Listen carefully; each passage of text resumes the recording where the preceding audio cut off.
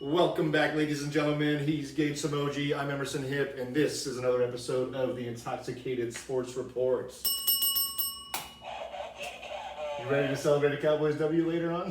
Later on, yes. The Lord is looking you right in the face. Yeah, Gage guarantees strikes again, and I got to drink this terrible liquor. Can't wait till they beat the Lions again this week. That is not gonna. You gonna double down on it? Well, I mean, how much more can I double down? In your picks, maybe? Well, that's true. I am doing that. Ah, hey. Of course. I mean, I have to. Yeah, we'll get to it, but yeah, I got to drink my Lord. Apparently, a couple weeks ago, Gage's guarantees was too easy, and all of a sudden, it's not anymore. That's all I'm saying. I think we can keep it right where it is. You think so? Yeah. Especially if the Lions win or they lose. Yeah. Okay. I'll take that. Maybe you're not so good at your job. Just saying. How was your Thanksgiving? It was good. It was good. We went to my grandma's house on Wednesday night. Went to Devin's parents' house Thursday night. I've said this before, but it's much easier to split the two. Yeah. So we're not eating 2 Thanksgiving meals in one day and having to go here, go there. It's just a lot for one day. Yeah. So it's nice that we're able to separate it, and that it makes everybody else happy, because Drew and JoJo also do the same thing, where they spend the majority of, or they do spend the entire day of the actual day of Thanksgiving and Right. Christmas with his family, which is fine. Yeah. Just how it goes. So it's nice that we're able to get together the day before. Yeah. Very nice. What about you? Had to work, and it was fun. We'll say that, and I'll leave it at that. Did get to see family on. Well, my parents came in to work on Thanksgiving Day. Saw them for a little bit, and then had dinner with them Friday night, and then saw Mike, Jack, and Elizabeth at Norman Rose also on Saturday. Or was that Friday? No, that was Friday also. So yeah, still got to see everybody Nice. for the most part. But Did they do any? I think I've already asked you, but they do any kind of Thanksgiving specials on Thanksgiving at Norman Rose? yeah, we actually had a prefix menu, so it was like 3-course, super salad, turkey dinner plate with all the fixings, and then pumpkin pie for dessert. Did you partake? I did not have any. We actually we even ran out of turkey at one point. So I mean, that's a great day though. yeah, well, I mean, we were so much busier than we thought we would be, and we were busy last year. I remember, but it was this year was another level. So does that make you guys think, or is it kind of tough in the restaurant business to assume that next year will probably be the same, or could possibly be worse, and maybe try to get more food for that? Yeah, I don't know. I mean, I could even see it going reverse, and maybe like this was just kind of an anomaly year, and then it kind of goes back to what we've experienced in the past. But this is only the third Thanksgiving that the current owners have been open for. Okay. And I've been a part of 2 of them. Yeah. And I think they said the first one was very busy also. So yeah. And so Sal and Marty came and visited you? They did, yeah. They came later in the evening, kind of closer to closing, but yeah. Oh, nice. Yeah, Good for you. it's good to see them. I did not. I managed to have no turkey those 2 days. Wow. Which I'm okay with, because JoJo cooked Wednesday night, and he's working these late hours and long hours. Like he'll work throughout the early mornings and Yeah. stuff. And so he didn't really have time to make a turkey, because it's, from what I've heard, it's a long process. It is, yeah. It's a lot of time in the oven. So he did spiral ham, which I love. Nice. Still eating it, for leftovers. Yeah. Pretty much getting close to the end of leftovers. Yeah. And then he did chicken, so it's easier to cook and Yeah. quicker to cook. Yeah. And then no turkey on Wednesday either? Or I mean, Thursday either? lamb.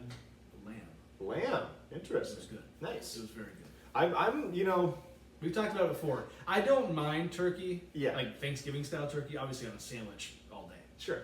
Yeah. It has to be, like Devin's dad cooks a damn good turkey. Is that right? He does, yes. But I know Devin, I don't think, I'm not gonna. So lamb was the only meat that they served on Thanksgiving Day, or was the turkey and lamb? It was just lamb, Okay, gotcha. which I'm cool with. Yeah. But it was delicious. Yeah. I mean, even last year I was like, I'm totally okay with not doing any Thanksgiving food, and it was kind of the same this year, It, I mean, we saw the, I think, was there stuffing? No, there was just actually just potatoes, just like kind of, I can't think of the style that they were made, but it wasn't like a baked potato, but it was like cut potatoes, kind of like in a, Were they roasted or no? yeah, I think they were roasted, Okay. yeah. Stuffing, no, we didn't have stuffing. Did we? I can't remember. It was all good. Yeah. Oh no, sorry. Instead of mashed potatoes, we had like potatoes in the oven. Gotcha. I think. Yeah. Quick thoughts on, is mac and cheese a Thanksgiving staple food? Yes. I'm gonna disagree. Devin made mac and cheese for Wednesday night, and it was delicious. I'm not against having it. I just don't think it's. To me, I feel like it's not traditional.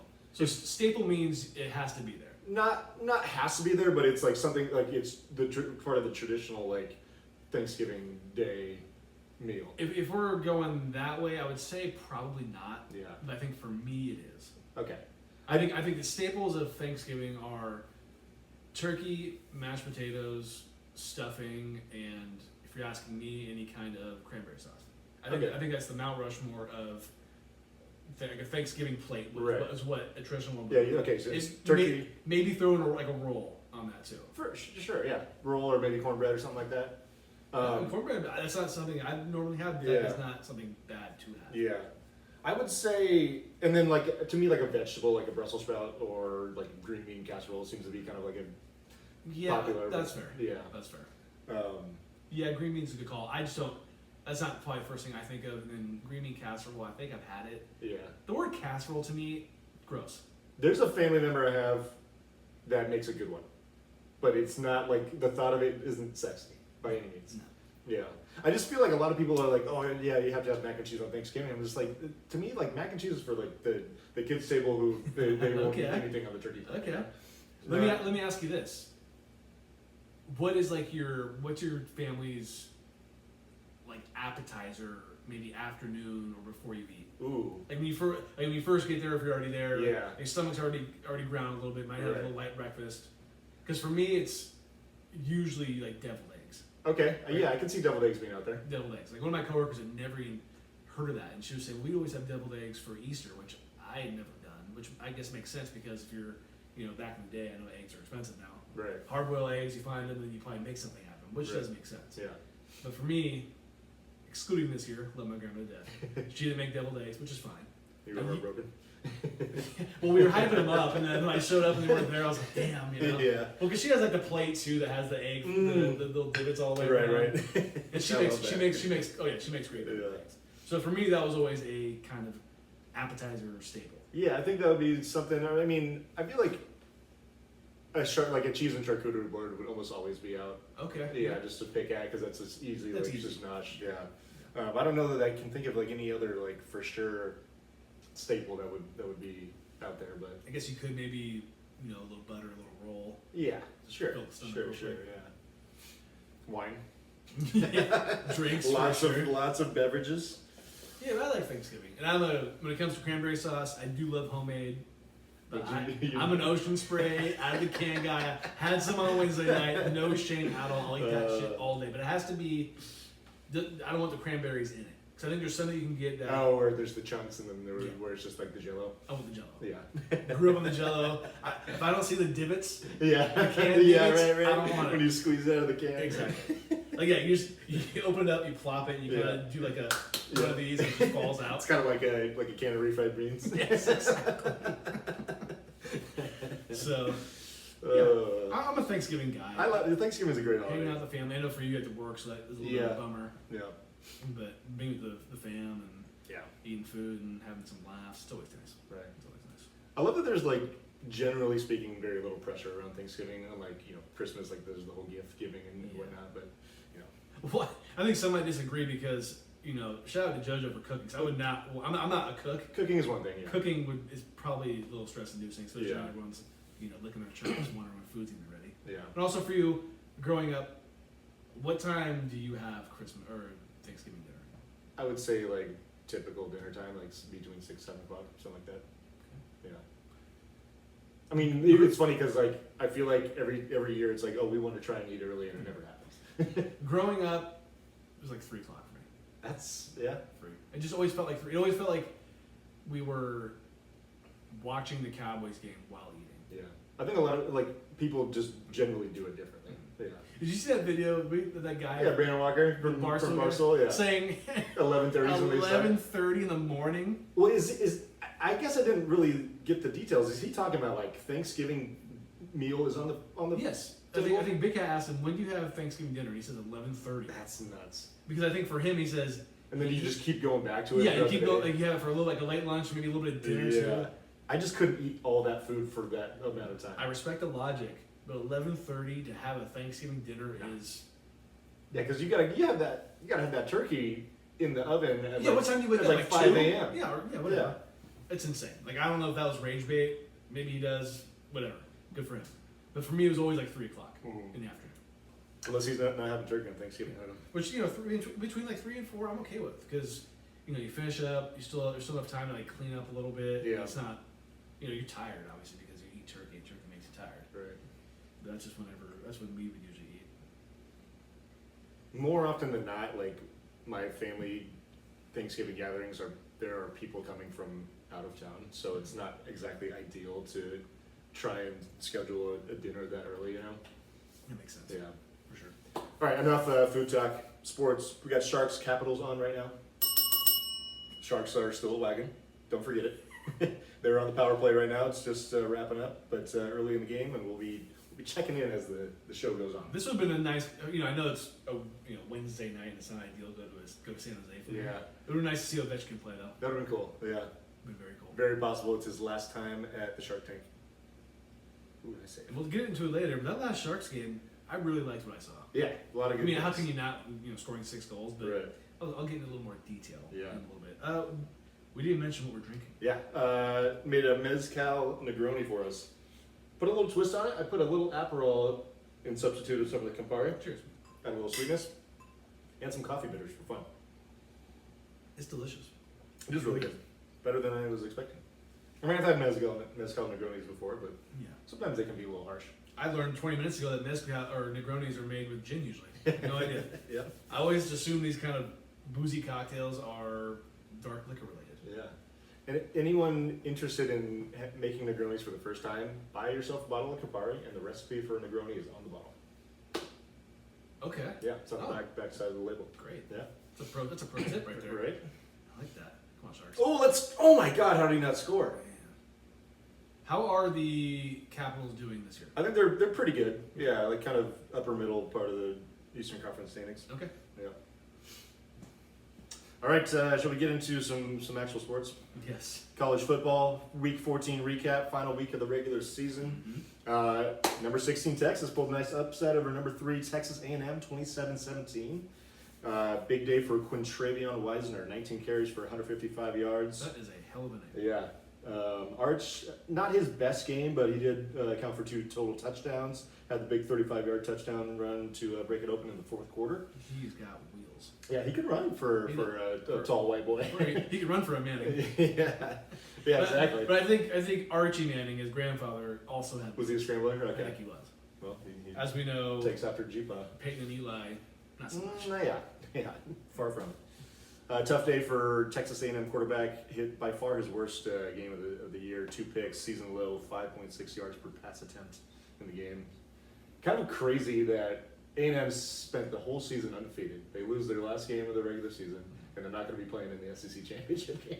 It's that brutal. But I mean, they're They're going to be in the college football playoff. So I mean, you want to win the championship game or win the SEC championship. Yeah. You'll take this. Yeah, you definitely will if you're a Texas A&M fan. But for a program that seems to like think they're on the same level as like Alabama and Georgia and those schools, they're definitely not. And so I think if they could have gotten to that championship game, that would have meant a lot to them. I'm sure. Yeah. What did you think of Steve Sarkisian's post game? We'll get into it a little bit. Gotcha. Yeah, he's something else. Just following Lord Saban. In the game, number 1 Ohio State, they finally got the W, beating number 15 Michigan 27-9, snapping their 4-game losing streak to Michigan. Michigan did actually get off to a pretty good start. They were unable to capitalize though and score touchdowns. There was 2 field goals that got them up 6-0, and then after that, all Ohio State. Ohio State outgained them 419 yards to 163. Time of possession was basically exactly 40 minutes to 20 minutes. Did you watch any of this game? I had it on early before I went to work. And yeah, like I said, Michigan was looking good, and then by the time I had to leave, it was Ohio State was off to the races. Yeah. Michigan also just 1 of 9 on third down opportunities. Julian Sayin, quarterback for Ohio State, who got off to you could say a shaky start as a freshman, starter for the for the Buckeyes. Finished the regular season with a 79% completion percentage, Wow. which is fucking insane. That is. I know it's college That's a football, lot. but like if you see anything over 75%, like that's Yeah, wild. that's insane. Yeah. So a hell of a year for him. He's going to be in the. That's insane. Yeah. Insane. I would love to know how many of those are longer than 20 yards. Yeah, I mean they definitely have a lot of playmakers. Completions are completions. Right. Well, I mean. But, I'm not even trying to Yeah. I'm not even trying to, talk shit. I just want to know how many of those are long passes. They also have receiver Cardinal Tate, who I don't know if he led the nation in yards per reception or if he was just very high up there. It was like something close to 20 yards per catch. So he's hitting that guy for something, some long bombs. You know. But yeah, I would be curious about that too. But I mean, he had an unbelievable year. He's going to be probably a Heisman finalist, I would imagine. So now Ohio State can finally have a season possibly where they win the national championship and they beat me. Yeah. So Ohio State fans, rejoice if you do win it. You don't have to fire Ryan Day. Thank God. Ridiculous. Fucking clowns. Oh no! Ovechkin scores. What a bastard! God. All right. He can have He it. is one of the goats. Whatever. Some other notable scores from the weekend: number 4, Georgia beat number 23, Georgia Tech 16-9. Miami beat Pitt 38-7. Sorry, Ashley, that was a big game for the Panthers. They just did not show up. Vanderbilt beat Tennessee 45-24. Nice ass whooping in that rivalry game. And then Arizona beat Arizona State 20. You picked Arizona in that game. I did indeed. I did a good week of picks. I did not. But what else is new? Right. Wow, that was pretty nice hands right there. I mean, you hate to see it, but if it's him, you're like, okay. You guys scored over 900 of those, so. I scored more than anybody else. Yeah. Yeah. Sheesh, that was nice. Some college football news. Lane Kiffin is indeed leaving Ole Miss, and he's going to LSU. The deal is reportedly worth $91 million over 7 years, which I believe is $13 million a year. Could this not happen until the season or the Ole Miss's season was over? It's really odd. Like it feels like to me, LSU probably had him in their sights this entire time, and vice versa. But like the respect level, can you have the decency, at least on Lane Kiffin's part? And maybe LSU was like, it's either now or never. And maybe they had that kind of leverage. Which if they did that, Lane Kiffin, I get it. Yeah. I don't know if we'll ever really know the answer to that. Because I feel like that could be what the case is here. Because they're like, okay, listen, either you come and join us right now and you have to lead this team and forget all about them, or we're not going to hire you. Yeah. That's the only way I could see this even being somewhat respectable, in my opinion. Well, and I believe that Ole Miss was behind the scenes asking for him to give them a decision ASAP as well. Mm-hmm. And here's what's wrong with the college football schedule is that the early signing period for recruits starts like right now. And that's why teams want to figure out who their coach for next season is going to be. And so it's something they need to fix, clearly. Yeah. Because, like, this dude, like, sure, we could have a long argument, and we're not going to, but you could have a long argument whether or not he should have left Ole Miss or LSU. But regardless, like, he shouldn't have to leave a team that's going to the college football playoff if he wants to have the better job. Like what he perceives to be the better job. You led these kids, or men, however you want to say it, this whole season. You had a hell of a season. You're going to make the playoff, like you said. Yeah. And you're leaving these guys. It's insane. You're leaving these guys high and dry. It's like insane. I would love to be a fly on the wall with the team after Lane Kiffin left the room and told them, or be in the flying room for any any major player on the team, like the quarterback or the receiver. Yeah. Like, what do they really think? They cannot like this. They might understand now, given the NIL stuff, and these players do make money. Yeah. But man, I do not. God damn again. Not Ovechkin, but 2-0 Caps. I just there's no way this sits well with them. I don't think does it sit well with anybody. No, did you see the whole thing with like? Well, this isn't the players, but the fans booing him outside that private airport. I mean, does it? I mean, I know Lane Kiffin's wiping his tears with his fucking $90 million or whatever he got. Yeah. But do you think he feels bad about this at all? No. I mean, I hope he would, but man, he went to that LSU press conference the other day and was happy to be there. Although there are reports that he was holding out potentially for the Alabama head coaching job if it was to become available, but we'll see about that. It's a bad look, and it's seemingly not surprising coming from Lane Kiffin. Right. Yeah, I mean, the guy's got a very checkered past.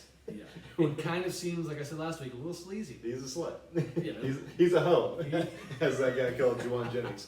I just don't like it, and I honestly would like to talk to James about it and see what he thinks. I mean, I know James is He can't be happy. I know James is a money before anything type of guy, Yeah. but I'm sure he's not happy about this. No. He might understand, Yeah. but I'm not sure if he likes it. I'm not going to expect any Ole Miss fan to be stoked about this. Yeah. But I think in reality they have to view the bigger picture that they're just unfortunately not a high-profile SEC job. True. They're kind of a mid-pack team, Yeah. when it comes to that. It sucks that Lane Kiffin couldn't be that guy to make something. Ole Miss. I mean, they're never going to be LSU or Alabama, but you can try your best to Right. get to that spot. And maybe that's ultimately why he left, because these high-profile teams and programs have more money. I mean, it could be one of those things too, where it's like they offered him a contract and it was just nowhere near what LSU was offering him. He just took what was best for what he felt. Looks like they have a coach's challenge for a possible, I think, goalie Goal interference. interference, yeah. So All right. hopefully Fingers crossed. Fingers crossed. So Ole Miss is promoting their defensive coordinator Pete Golding to head coach. Another interesting thing about Lane Kiffin leaving is he is taking his offensive coordinator Charlie Weiss Jr. Do you remember Charlie Weiss from Notre Dame? Of course. Yeah, taking Charlie Weiss Jr. with him, but he's going to let Charlie Weiss Jr. still be the offensive coordinator for Ole Miss in their playoff games or game, however many they Would play. you ever make your kid a junior? I think there's a little bit of ego to that. Yeah, I don't think so. Maybe if I ended up having like 5 sons, maybe make one of them like the last one. But I think it had to be the first one. Not necessarily. I guess not. Yeah. I think I'd only do that if I was already a junior and make my kid like Do that for a third, yeah. Come on, do this. Move. Call stand Okay. stamp. 2-0 Caps. Heisman Trophy odds after the finale of the regular season. Fernando Mendoza, quarterback of Indiana, is the favorite according to DraftKings at plus 160. Wow. Diego Pavia, quarterback from Vanderbilt, at plus 180, and then Julian Sayin, as mentioned previously, from Ohio State at plus 200. So that's tight. And ironically, Mendoza and Sayin will be playing each other in the Big Ten championship game, so that will be a huge factor. It'll be interesting to see if they both have not great games, because Diego Pavia has no games left this season, other than his bowl game, but that's not going to matter. Yeah. Does he jump to the front runner spot if they both have mediocre games? Not a bad call. Yeah. Is this? I was looking at these names earlier, and obviously, as people know who listen, I don't watch a lot of college football. Yeah. But is it just me, or is this one of the most unsexy? Yeah. What's the word I'm looking for? Just Heisman candidacy or whatever. yeah, exactly. Yeah. Who are these guys? Honestly, Fernando Mendoza just transferred to Indiana from Cal. He was Cal's quarterback last year. Oh, Yeah. okay. And then Diego Pavia has been a good player the last couple of years for Vanderbilt. He also was a transfer a couple of years ago from New Mexico State. And then Julian Sayin's a freshman, first year starter. Wouldn't that just sting for Cal if Mendoza won the Heisman? I mean, right? But Well, so this guy's gonna. So he's. What I just heard earlier, he's probably gonna be the first pick of the draft. Mendoza has a chance to be, yeah. Wow. Yeah. Okay. Good for him. Yeah. That's cool. Pavia's an interesting character too. I mean, he's a smaller guy, and it seems that the NFL is trending away from smaller quarterbacks because they haven't had the success in recent years that maybe like Russell Wilson did. Yeah. But there's a lot of very interesting quarterbacks that are going to be coming into the draft this coming season, so that should be fun. ACC update: Cal did pull off the upset over number 21 SMU. They tried to give the game away. It was Cal trying to give the game away? Yeah, they were up 31-14 in the fourth quarter, and then eventually SMU took the lead 35-31. But they did score, Cal, that is, the go-ahead touchdown with 43 seconds left to finish the regular season on a high note. And that also eliminated SMU from ACC championship game contention. Gotta love playing spoiler. Right. You know, going into it, they were like, we want to, you know, Yeah. we're not undefeated. Right. Yeah. Like maybe some guys thought they would be. Yeah. But we are But going we- to try to Ruin some hopes and ruin dreams. some hopes and dreams. Why not?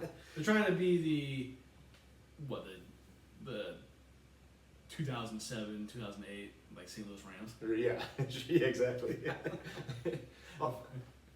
Also, totally asleep at the wheel, but Cal fired their head coach after losing to Stanford. I did not see that, but yeah, Justin Wilcox is out after 9 seasons, went 48 and 55.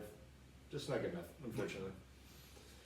And losing the axe doesn't help. No, never good. Do I think he'd still have a job if they won that game? I do. It's possible? Yeah, very possible. I do. Yeah. I don't think it's coincidence. Yeah. Because they know how much that game means to people. Number 9, Notre Dame. They beat Stanford 49-20 in Palo Alto. Did you get the cover? Did get the cover. Back door. Gotta love it.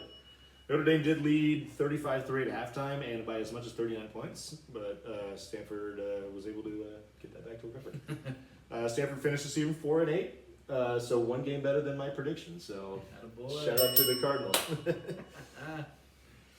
Love that. And Stanford also found their new head coach in the form of former quarterback Tavita Pritchard, who was the quarterback right before Andrew Luck showed up. He's also was an assistant coach for Stanford from 2010 to 2022, and that includes being the offensive coordinator from 2018 to 2022. Mm-hmm. He also has spent the last 3 years as the Commanders QB coach, which I did not know until just the other day. Okay. Yeah. So not a sexy pick, and the Capitals score again. Not a sexy pick Oh my god. for Andrew Luck, but I'm sure his options were limited. So yeah, we'll see how he does. He's still pretty young. I think he's like 38. I'm all of a sudden glad we didn't go to this game. Yeah, 3-0. But also, you're telling me that the Sharks hardly play on Wednesdays, it seems, when we do this Yeah, podcast. I mean, they give us this kind And of they give performance. us this. Yeah, we were about to gas him up later in the podcast, and I don't know if So, it's gonna happen anymore. is Askarov sitting soon or what? I don't know. I mean, I'm not sure if these goals are necessarily his fault, but maybe they do it just to kind of spark. Yeah, that's a pretty juicy rebound. Yeah, that's bad. That's not great. That's okay. No. It's okay. We knew the Sharks weren't going to, they were playing well, but. I mean, every time I've looked over, the Capitals have been putting pressure on the Sharks, so maybe it's a defensive problem. Yeah, exactly. More ACC news. Duke will play Virginia in the ACC championship game after winning a 5-way tiebreak Okay. between themselves, SMU, Miami, Pitt, and Georgia Tech. They all finished 6-2 in ACC play. Duke's conference opponents had the highest combined winning percentage of the 5 tied teams, and that's what got them the berth to the championship game. Yeah. Although they happen to be the only one of those 5 teams with 5 or more losses Gotcha. entering the final week, Huh. unranked, and the only one entering the final week unranked. So probably the least deserving, if we're being honest. But here we are, and they're in, and not great for the Atlantic Coast Conference. If No. we're being honest, No. because they could win, and then that could theoretically eliminate the ACC from the college football playoff, which would not be good. No, not at all. CFP rankings update. A&M dropped 4 spots from number 3 to number 7. Texas jumped up 3 spots, but only to number 13. We have number 10 ranked Notre Dame holding the final playoff spot currently for non-conference champions. BYU number 11, Miami number 12, right behind them. And so, like you mentioned earlier, the big argument is, does Texas have a case to be in the playoff? Or even Miami for that matter, but we'll talk about Texas specifically. I mean, they have, the 3 big wins over Oklahoma, who was number 6 at the time, Vanderbilt, who was number 9 at the time, and then, of course, just this past week, number 3, Texas A&M. Yeah. But they are a 9-3 team. Mm-hmm. I mean, Steve Sarkisian, like you mentioned, was adamant that they deserve to be in, He absolutely and was. making threats about scheduling. So I don't know. What do you think about it? And we kind of had a banter with Nick about We it yesterday. did. And Nick's obviously the Oklahoma guy, and Yeah. he even he hates Texas, but he even said they have a great program and great players. Yeah. He said he respects Sark and what they're doing. So when it comes to, let's see, the schedule and the wins and the losses compared to the other teams, I'm not going to comment on that because I don't know it that well because I Sure. haven't done the homework for it. Yeah. But I think what it boils down to, what I told you guys, is, stop preaching to the committee on ESPN, and how about you start preaching to your team that you coach for the games that you should win. Right. And yes, we get it. It's football, it's sports, anything can happen any given Saturday, Sunday, whatever. But I just like you did this to yourself. Like your team played not good against like a team like Florida who wasn't good, correct? Right. Florida won 4 games this year. So it just kind of seems like Sarkisian. It almost seems like he's saving his ass, his own ass, because I don't think he's on the hot seat. No. Because I think this keeps happening the next couple of years. This what happens this year is not helping their situation, right. not helping his case. Yeah. And also, like you said, and I also reiterated it in that text thread. Yeah. What Texas fans, I think any Texas fan with a brain, and who knows if there are any of those besides Dev that have a brain, like who are actually, Dev likes Texas, but like I'm talking more Texas fans who are like in it. Yeah. You know what I mean? No disrespect to Dev, but she would even admit that she's only been a Texas fan for about 2 seasons. 4 months. Yeah. She recognizes that the team is good when they're good and that kind of thing. Yeah. But would you really be that happy if you were the 12 seed, 10 seed? Yeah, you get it. Do you really expect and go play on the road? You go play on the road. Like in my opinion, anything can happen. Like I just said. Yeah. But I don't think they really had a serious chance to win the championship. Yeah. And so for a Texas fan, I would think that's all you care about. You want to make it to the dance. Yeah. You want to be able to do that. Yeah. You want to be able to say, you always want to give yourself a chance. Exactly. Yeah. But when it really comes down to it, there's probably only 3 or 4 teams that really have a shot of winning the championship, and I don't think Texas this year is one of them. Yeah, I don't really either.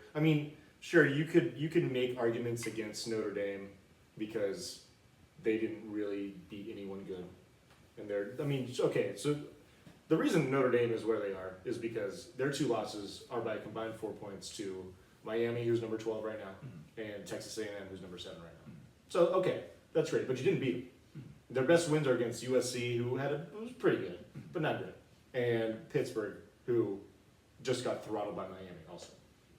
So I just and another thing is like, okay, so they lost 3 games. So we're gonna say they're easily the best 3-loss team. However, they were a very average at best football team for a lot of this season, right? And then they get to play Oklahoma, who's got a hurt quarterback, and they win that game, and now all of a sudden they're an elite team again, just because we think they're of them as Texas and they're the hot shit. And then of course they beat Texas A&M, great, but Texas A&M hadn't played anybody all year either. So I would not give that win as much credit as they want to, and they just got their shit kicked in by Georgia a few weeks ago. Exactly. And so they went on the road and played Georgia, got their asses kicked. What do you think is going to happen when they go on the road in the college football playoff in the first round? They're going to probably get their shit stomped. Well, I got to give it to Steve Sarkisian for saying what he said post game. Yeah. Because I don't think people still talk about Texas because it's Texas. Yeah. But I don't think they would have made it nearly as big of a deal if he didn't say that. So I think the fact that he came out and said it kind of pulled a Nick Saban. Yeah. Oh my God, shorthanded. Jesus Christ, dude. Might have to turn this shit off. Capitals up for nothing. 3 minutes left in the first. Yikes. That's not good. Yeah. So I think that was kind of his point. Yeah. Was probably to say that because hey, maybe if I say something, the committee they're going to hear it. Of course right. They're gonna hear That's the only reason these coaches do it. But it's getting really tired. It is. Like we talked about, like Nick Saban kind of started it, and then like Kirby Smart's been doing it over the years. Now it's Sarkisian, and even Kurt Cignetti, who's the Indiana coach, was like all butthurt that they didn't get to have a home playoff game last year. It's like, dog, you guys didn't beat anybody last year, and you lost to your only ranked team by a lot. So zip it. Yeah.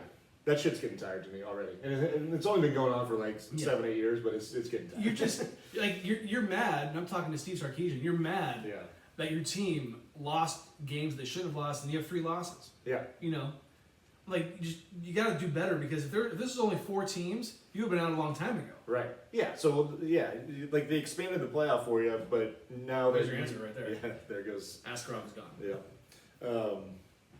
Yeah, they expanded the playoff, and now you're complaining that you're number 13 and you're not going to get in. Like, I'm sorry, like you guys just didn't play well enough all year long. deserve it. And like the whole threatening to not schedule, Power 4 non-conference opponents is fucking soft to me. Well, would that even help your case anyways? Okay, so Man, you can go cupcake schedule, go undefeated, and probably make the playoff because there's so many more teams now. yeah, I mean, I think if they didn't play Ohio State, they played some cupcake and they won and they were 10-2, they would probably be in. But would they be more suited to go on a national championship run than not, or than if they hadn't, done that? No, I don't think so. I think they're still the same team, regardless of who they played. And sorry, dog, you lost to Florida.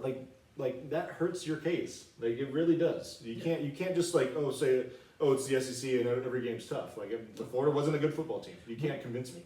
Well, the only thing that you have is your schedule that you've played. Right. The teams that you played in front. Yeah, I mean, teams that played that were in front of you that you had to play. Right. That's what you have. And you schedule Ohio State. Sorry, they just happen to have the 15 NFL starters on their fucking team. That can't be your problem. That was fun. I also do think that the committee has made some mistakes. So I will say that. And Miami beat Notre Dame and they have the same amount of losses, yet they're ranked 2 spots behind. So that's a little questionable. Have we talked about Steve Sarkisian and his really white hoodies that he wears? Do you think he puts a new one on every quarter? Every quarter? I mean, they are. I mean, if he did it every game, that would be a lot. I bet you. I wouldn't be surprised. It's for sure every game. Maybe those he waits are crispy clean white. He could just have a great staff that cleans his clothing for him. Yeah. I really want him to get Gatorade dumped on, just to ruin that thing. Well, ain't gonna happen. It's not gonna do shit this year. It's got to be purple Gatorade too. Well, I will say one last thing about Texas. I believe in missing out on something big to help out the greater cause. I think them missing out in the playoff, possibly, it's probably going to happen, could maybe pay dividends later on for someone like Arch Manning and for the team. Given that, yes, we came in as a number one ranked to start the season, correct? Yeah. And so this could be some kind of motivation going forward for Arch to get better. Because I don't think Arch is leaving. Yeah. I don't think he. No, he definitely. I think he shouldn't. Yeah. I think he's him and Sark are pretty much locked in together next year. So this could be something. This is what you would call bulletin board material. Yeah. To say, you know what, we a little bit humbled. We thought we got humbled. We thought we had a pretty good season. Probably had one more loss than we wanted. Yeah. But this is what we could use now to get where we want to be next year. Right. And I know Texas fans don't want to think about next year. They want now. And right. That's how every sports fan is. I don't want to hear about next year. I want to hear about right now. Yeah. But I think this could help them in the future, or at least with Arch next year, by not making it this year. Yeah, I think that's a fair point. But the only contrary I would say to that would be that you're missing out on an opportunity to play in a big-time playoff game and get those players, Arch specifically, some experience in that moment. Yeah, that's fair. But, I mean, the SEC schedule is, every game's big. So there's that factor, too. Yeah. So, yeah. Power 4 Championship Conference games this week. We got in the ACC, like our previously mentioned, number 17 Virginia, 3.5-point favorites versus Duke. Big 12, we got number 4 Texas Tech, minus 12.5 versus number 11 BYU. That's a large line. They smacked the shit out of BYU the first time they played them, so I'm not surprised. Okay. And then we have in the SEC, number 9 Alabama versus number 3 Georgia. Georgia's a 2.5-point favorite. That's been a very common SEC championship matchup in recent years, so it's interesting to see if Kirby can get his revenge in that way. And then in the Big Ten, we got number 1 versus number 2, Ohio State, 4-point favorites against Indiana. So Oregon managed to not get in the Big Ten championship? Well, Indiana and Ohio State are both undefeated. Yeah. But I think that's a good thing for Oregon, honestly. Yeah. Not having to play in that game like they did last year. Yeah. I think Ohio State Indiana is an interesting one because you I can see both these teams. I mean, they both know they're going to be in the playoff, right? I can see both these teams being like, well, we're not going to really break out the full playbook kind of thing. It could be a somewhat vanilla game. Yeah. I don't know who needs it more, honestly. I mean, I would say. Would you argue it's Indiana? I would say it's probably Indiana because Ohio State already has we're back to back, or we won last year. Right. We still want to prove a lot this year. Yeah. But I think for Indiana, you need this a lot more. Just for a psyche and for. I'd almost like. You think it's I would almost use the Oregon argument from last year for Indiana in that if you go in as the only undefeated 1 seed going into the tournament, there's a different level of pressure. And they're going to go play in the Rose Bowl in the first round or in the second round because they get the bye. And they're going to have, probably an SEC team going to play them. And then, I don't know. But Ohio State undefeated as well. Yeah, You don't feel the same way about them because they're a juggernaut. They won last year. Yeah, they won last year. So they have the experience. Yeah, exactly. I do understand what you're saying from there. I mean, Indiana, but I think a big win for Indiana would be huge. Cause I think it would, because we all take Indiana serious, but I think it would. People would be like, okay, wow, these guys are for real. It'd be huge for the program. I don't dispute that at all. But I think for their chances of making a run in the playoff, I don't know if it actually would help them. It sounds like what you're saying to me is Indiana should lose on purpose. No, not necessarily. I think they should put their best foot forward, and you got to play every game to win. Of course, I think. Of course. But this matchup is just reeks of we're not going to break out all the stops to try and win this game. Okay, it's not bad. All right, on to the NFL. A little Week 13 recap. Thanksgiving. There were some games on Thanksgiving. I don't know if you heard, but the Packers did beat the Lions 31-24. Yeah. That was, for the Lions, you kind of feel like you needed that one. Yeah. They're stumbling a little bit. They're falling behind. A little bit. The Packers, that was a huge win. Going for it on that 4th down. Yeah. To end the game. Yeah. Ballsy. And I like that play. Yeah. I think I forget what the yardage was, but Jordan Love seemed like he threw it pretty far down the field for a 4th down. Yeah. Not sure I necessarily love that, but it worked out. So you gotta respect it. Yeah. But for the Lions, obviously we'll get into it a little bit. Yeah. They play my Cowboys this Thursday. Go Thursday to Thursday. It's also rough for them because the Bears and Packers play each other this week, and one of them has to win. So that Bears, you're going to be stuck in the same spot. The Bears right now are the 1 seed, right? Which is crazy. Crazy. Yeah. Crazy to think about, but it's good for the Bears, good for Chicago, good for Caleb Williams, because I think after last year, people were kind of on the fence, like, is he really? Is this who we thought he was going to be? Like, or are we kind of mistaken? I even still watch him, and I'm still. He's a very unfinished product. Yeah, which I think at this point now, given the fact that right now, and I know there's still 4 or 5 weeks to play. Yeah. You might. He's an unfinished product, but the fact you guys are the 1 seed right now. Oh, that's sure. You gotta love it. You love that. That's great. Yeah, for sure. It's like we like to say, found money. Yes, it is found money. It's found money. The afternoon game, of course. Do you want to do the honors? Yeah, I'm going to lace you up. Okay, a little Malort, because my Cowboys, they did beat the Kansas City Chiefs 31-28, and clearly I didn't think they were going to win because, for one, the Cowboys never seem to win a big game. This to me was a big game. Yeah. Not only have they won a big game, they've won, to me, possibly 2 big games back to back. Oh yeah, absolutely. Didn't really seem like this was going to be the case. I think the Chiefs were up 14-0 to start the game. Were they really? Or maybe it was. I want to say they scored on their first 2 possessions. Okay. So yeah, I don't think it was 14-0. So maybe the Cowboys. I think it was 14-7, something like that, something along those lines. And I was like, okay, here we go. I'm feeling great. And then the game's just guaranteed in the books. I'm feeling really good. Yeah, you're like, I'm off the hook. And then. Not so fast. No, not at all. Yeah, I thought Dak played great. Offense looked like they knew they were doing. Great game plan going. And George Pickens is an absolute stud. Yeah, he is. He's. I'm trying to trade for him in my dynasty league right now. Are you? Yeah. That's. When he came in, it was his whole thing was. Oh, he's a head case, classic diva receiver. He's the ball all the time. He did get a bad rep.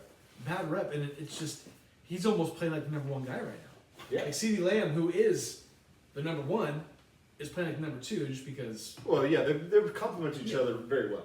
And we'll get into it a little bit later with Will Smith, but I love when a number 2 plays like a number 1. Yeah. I think it's great for a team, no matter what team you have. Absolutely. This team is surprisingly playing well. They look good. Yeah. Although I think they need to run the table to make the playoffs. It's looking pretty close to that. And these goddamn Cowboys. Because I don't even want to say it. Yeah. I'm starting to believe a little bit. Yeah. because you have, they're playing well. They've beaten 2 really good teams back to back. Yeah. If they beat the Lions, they play, they beat what I think are 3. Maybe not really good because the Chiefs are falling off a little bit, and so are the Lions. But 3 teams that clearly I didn't think they were going to beat. Yeah. Given I lost the bet to you last week, and I lost this bet this week. Yeah.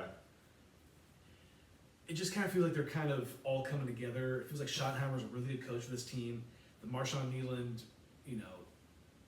Yeah. the disaster that happened with that. Right. The fact that he killed himself. I think they're all coming together for this in particular, especially the Marshawn stuff. And they're playing really good football. Yeah. They're playing really good football. The defense is finally playing well enough to support their offense. This to me, this game was so surprising that I was getting people who don't like the Cowboys being like, Hey. hey, thanks for you beat the Chiefs, good job. It just feels different a little bit. Yeah. You know what I mean? Yeah. But it was a good time. It's always nice when the Cowboys don't ruin my Thanksgiving. There you go. Because remember the Raider game a couple years ago, I think? Was that a Thanksgiving game? It might have been. I think so. So. They've done it too before. I mean, look at me. I'm smiling right now. I'm wearing the gear. I'm like almost proud to be a Cowboys fan for these last 2 weeks. Because these last 2 weeks could have been vastly different. Oh, the Cowboys could have been essentially kicked out of playoff. Yeah. But now, they still have it, or they still have a chance. Because after this Lions game, it gets pretty cupcake. Anything can happen. Yeah. But it's a combination of, Vikings, Giants. Oh no, Vikings, Chargers. But Chargers Chargers are gonna be tough. Chargers are gonna be tough. Yeah. They can also beat the Chargers on top of the Lions. Then I'm like, okay. Yeah. I'm feeling pretty good. Can I present a scenario? Sure. Okay, so the 49ers play the Titans coming out of the bye. Let's say they win that game. That's 10 wins for the Niners. Feel pretty confident. But then they play the Colts, who are reeling a little bit, but they play the Colts, who have been very good. It won't be a gimme like we thought No. to begin the season. And they play the Bears. Number one And then seed. they finish off the season with the Seahawks. What happened to this cupcake schedule the Niners had? It ends in 2 weeks. Let's say they lose all 3 of those games. They finish 10-7. That gives the Cowboys 1 game of leeway to lose because they would be 10-6-1, and they would beat the Niners out for that final playoff spot. And is that because they have one less loss? Well, because they have a tie rather than a loss, so a higher winning percentage. It's not a scenario that I want to see happen. No, I know. But it's not a scenario. It's not a scenario that I think will happen because I don't think the Cowboys will make the playoffs. That's fair. I guess they did lose to the Panthers, which the Panthers are a good team. Yeah. They lost to the Bears also, which the Bears are a good team too. Yeah. So there are a few losses in between. The Cardinals loss. The Cardinals one stinks. Is looking really bad. That one's bad. Looking really bad. There was another one. I feel like because they did beat the Giants in overtime. Yeah. But then you got to think the other way around. You tied with the Packers in that game. If it wasn't for I don't know who's managing the clock, but Jordan Love threw that incompletion. You might have been able to get the zeros. Get the win. Yeah. And then with the Eagles, they went to overtime with the Eagles, and the Eagles barely beat them. Yep. So are the Cowboys actually better than I actually give them credit for? Yeah. Because you lost games to the Eagles, Bears, Panthers, and you tied the Packers. Yeah. And those are all 4 what I would say are not bad losses. I'm not sounding like Steve Sarkisian right now, but I think the Cowboys, the teams they've beaten have been pretty good-ish. Yeah. And then the teams they've lost to or tied outside of the Cardinal game. Yeah.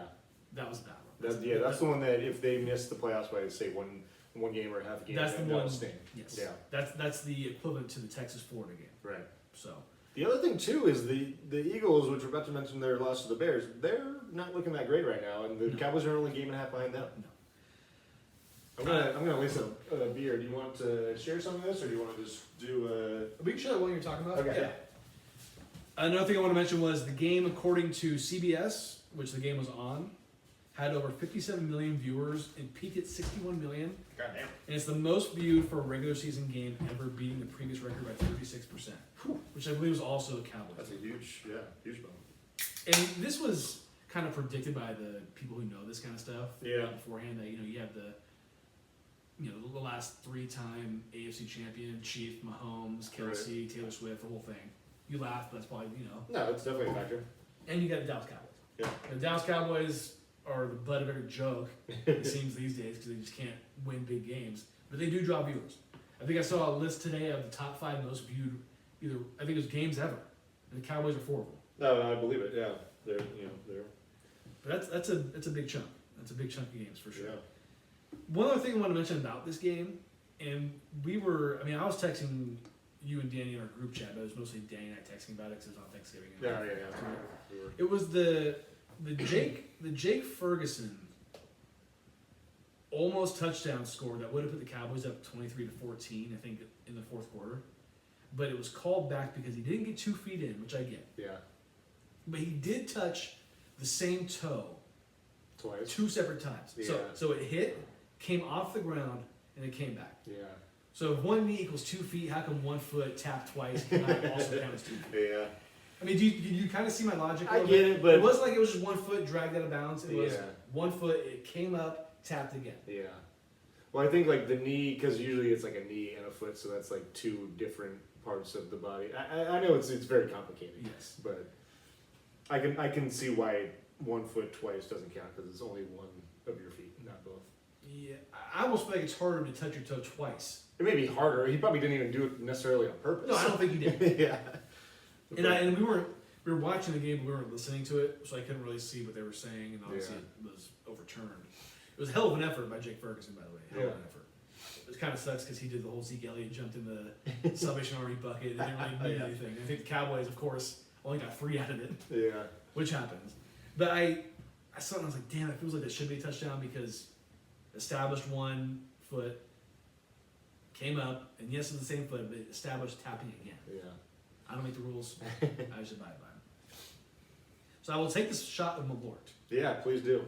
You're not It gonna looks join me? really good. You're not gonna join me on this one? No. I think we have enough for 1 for you today and 1 for you next week. Perfect. I'll take it next week. There's probably like 3, maybe 4 in there. Yeah. Cheers to the Cowboys, I guess. I don't know why that button to me is never going to get old. It's not. It's good. That's your beer, by the way. Ooh, thank you. Yeah. Yeah, it's been a few weeks. Yeah. It's been a few weeks since I had that. That's worse than the White Russian. Oh, by far. By far. Yeah. Which I had another one of those on Thanksgiving. Oh, did you? And after, it hit me a little different. A little diffy. Yeah. A little diffy. I tried to have one on Sunday, and I think I just wasn't really in the mood for it. But I got. Was through, that yours that was on the table? Man? Yeah, I got through like. Man, we blame Sean for that one too. No, I got through like a third of it. And I was like, yeah, I'm good. That's all. I mean, Sal had one, like 11 in the morning? Yeah. Good for him, dude. Good for him. Okay, like you mentioned, the Bears did beat the Eagles on Black Friday, 24-15. Yeah. The Eagles, I mean, shout out to the Bears. They ran it down the Eagles' throats. Yeah, they did kind of dominate this game. I actually listened to a lot of this game on the radio, which is tough to listen to a football game on the radio. Yeah. Better than nothing else working. Right. I mean, this game was what 24-9 or 6 even maybe. Yeah. I was getting pissed off for nobody that cares because DeAndre Swift was, of course, having almost the game of his year Against you in against me fantasy. in fantasy. It just always seems to work that way. It worked out in the end though. No, we'll get there. Oh, I'll mention that for sure. But yeah, the Eagles, they're kind of reeling. I don't know what their schedule's looking like, but they're still going to win the NFC East. If they It's were, most likely they will, yeah. Because, I mean, that would be an epic collapse if they managed to lose the division of the Cowboys. Right. It's not going to happen. There's going to be a repeat champion for the first time since the early 2000s. Yeah. I mean, realistically, they got to get to like 11 wins comfortably. They could probably win it at 10-7, but yeah. Yeah, this is a good beer. This is the Weekend Vibes? Yeah. From it's Coronado, right? Yep. Deb and I have actually tried this one in our 75 I was pledge. kind of wondering if you had. I Yeah. couldn't remember. Yeah, it's not I bad. can't remember. Based off how it tastes, I'm gonna guess I probably gave it a 6, Okay. knowing my taste buds. Deb, fact check me on that one. 6.8%. The weekend vibes Coronado Yeah. beer. San Diego style IPA. Tropical dankiness. It's is what good. they say. Yeah, it is nice. It's like refreshing. Yeah, absolutely. Yeah, so the Bears are the top seed in the NFC. How about that? Do we think the last time that happened was in 2005 when they went to the Super Bowl? Probably, if I had to guess. Yeah, it's been a long time for the Bears since they've been legit. Yeah. I mean, I know they've snuck into the playoffs on a couple occasions. Jay Cutler era, I think they The won double doink. the double doink. Yeah. But yeah, it's been rough being a Bears fan. They just could not get the quarterback situation right. And it kind of seems like they have the quarterback right and the head coach. Yeah. Yeah, I like what's his fuck Ben whatever Ben Johnson. Ben Johnson. I kind of wish he could have been the Cowboys head coach. I mean, I like Schottenheimer. I do like the vibes. I don't think he's a boy genius like Ben Johnson is. He's been so much better than I could have guessed. Sometimes you don't need the boy genius. Yeah. I think it helps because you have the Shanahans, the McVays, who continuously seem to go to the championship game. But I mean, like Schottenheimer's been around football for so long. Oh, he's has to have what you call a football lifer. Yeah, exactly. For sure. He may not try to outsmart you, but he knows the game. Absolutely. Yeah. Absolutely. Your 49ers. What? Shout out to Emmy. Sal's daughter. Give it to me again. How did you even get that? Because he sent us that recording, remember? Oh, okay. I finally did it. He sent it to That's me pretty like good. over a month ago. That's pretty good. I didn't even notice that you had the button that said Duval. I was just kind of thinking, why is that there? I wanted to surprise you. They beat the Browns in Cleveland 26-8. They beat them in Cleveland for the first time since the mid 80s. Yeah, 1984 was it? Which is, I mean, they play the Browns in Cleveland approximately every like 8 years. So didn't they play them like 2 years ago though? they did. I think that was a one-off kind of situation. That was of the new schedule. the Jake Moody missed field goal. No, yeah, you're right. And they lost to, who was the XFL quarterback? Yeah, DTR. I forget his first name. Dorian Thompson Robinson. Yes. Yeah. Yeah. Jake Moody. I love him. So what do you think about this game? I had very low expectations, obviously, Really? considering Yeah. my picks. I took the Browns plus 4.5. I mean, the Browns are a bad team. Like they don't have. I mean, their offense stinks, obviously, and Shador he was unimpressive. But it wasn't his fault. Like this game was not his fault. Their special teams was also abysmal. They gave up a huge punt return to the Niners. They also muffed a punt of their own and set the Niners up for a score. But it's kind of one of those ones where went in with not a great feeling because of like weather situation, and we've seen Brock not really play well in cold weather. Weather actually didn't seem to be a huge factor. It was cold and windy, but there was no rain or snow like they were projecting. It looked bad the night before. Yeah, it did. So it's kind of one of those things where like they didn't play amazing. Brock made some plays. McCaffrey didn't have his greatest game, but they came out with a relatively easy win, so I can't really complain. Yeah. And like their defense, on paper, like they're not giving up a lot of points, but they're kind of playing some weaker teams, so I'm not sure to give them a lot of credit or not, because I mean, last time they played a good team was the Rams. They gave up like 40 something. Yeah. So I don't know where to put the Niners. Obviously, like I'm happy they keep winning games because I mean it's always fun to make the playoffs, even if you don't have high expectations for them. But yeah, I mean 9-4. My takeaways are Shador Sanders clearly does not have his dad's athleticism. No, definitely not. And I think I wouldn't blame them if they stuck with him, I guess, per se, because a lot of the team needs a lot of work. Right. I think he could be the answer. He could be. Could it be Dylan Gabriel? No, I think we know. Did you ever watch him play when he was healthy? It wasn't good. Not really. It wasn't good. Okay. Yeah. And also, Myles Garrett He's a beast. chose to be here. Yeah. Which, I mean, I do respect a little bit. Yeah. I do, because, I mean, let's be honest though, like. I mean, obviously they gave him the bag. Yeah. And it's also, I like it because it's the team that drafted him. Right. And it wasn't that long ago, what was it, 2 years ago? Or maybe it's 3 now, when they were like 12-5. No, I think it was 2 years ago. And Joe Flacco was a quarterback, so like you weren't gonna, that's right. we're going to put a lot of stock into that team overall, but I mean, they were pretty legit. And Kevin Stefanski is a very good coach. So I can, and I know the Browns have been a disaster for a long time. Yeah, since they relocated, they've not been great. But if you have the right people in the right positions, it doesn't take that long to turn around a franchise. Yeah. I know the Browns have been so far away from it for a long time. Raiders are in that category as well. Yeah. But in the NFL, there's enough parity where you can. I mean, they got to get the quarterback. That's obvious. Yeah. And they made a huge mistake by signing Deshaun Watson. That's also obvious. But well, I mean, I think in hindsight, when they signed him, they didn't think this whole, masseuse scandal would happen. right. So I think Deshaun Watson was is a talent or was a talent. Well, what didn't he have the scandal before they traded for him, and then it just kept getting worse afterwards? I think that's why Houston was like, okay, we're gonna move on.